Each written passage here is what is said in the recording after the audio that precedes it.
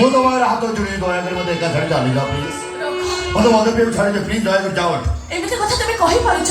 ତମ ମୁହଁକୁ ଦେଖିଲେ ମୋ ଦେହରେ ନିଆଁ ହେଇଯାଉଛି। ତ ଛାଇ ପଡ଼ିଲେ ମୋ ଛାତି ଭିତରେ ବିଦ୍ରୋହଟା ମୋତେ ବିଜାରି ପକାଉଛି। ଚାଲିଯାଅ, ମୋର ନିଶ୍ୱାସ ହେଇଯାଉଛି। ସତ କହିବି ରଘୁ, ତମେ ନା ମୋତେ ଯେତେ ଘୃଣା କରୁଛ ତାଠୁ ବେଶୀ ତମକୁ ମୁଁ ଭଲ ପାଉଛି।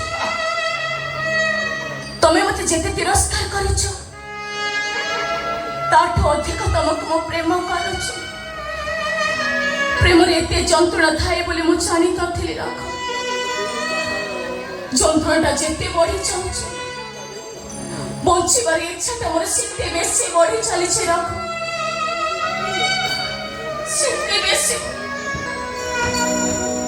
ମୁଁ ତମ ଆଗରେ ହାତ ଯୋଡ଼ି ନେଉଥାଉଛି, ଦୟାକରି ମୋତେ ଏକା ଛାଡ଼ିକି ଚାଲିଛ।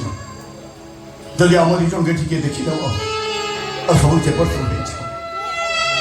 ଏପର୍ଯ୍ୟନ୍ତ ଆମ ସମ୍ପର୍କ ବିଷୟରେ ଘର ଭିତରେ କେହି ବି ସନ୍ଦେହ କରିନାହାନ୍ତି। ଯଦି ସମ୍ପର୍କଟା ଜଣା ପଡ଼ିଯାଏ ଆମେ ଘରେ କାହାକୁ ମୁହଁ ଦେଖେଇ ପାରିବାନି। ବାହାରୁ ଗଲେ ଲୋକମାନେ ଆମକୁ ଛାଡ଼ିବେନି।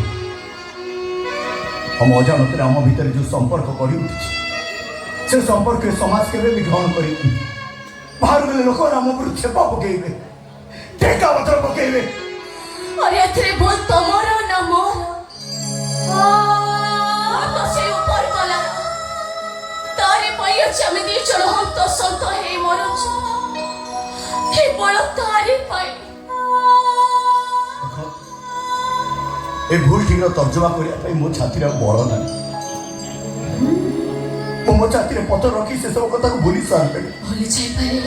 ଆରେ ଭୁଲିବାକୁ ଚେଷ୍ଟା କଲାବେଳେ ତମେ ତ ମୋତେ ଭୁଲିବାକୁ ହିଁ ଦଉନ। କଣ କରିବି ରଖ, ମତେ ଅଣନିଶ୍ୱାସ ପରି ଲାଗୁଛି।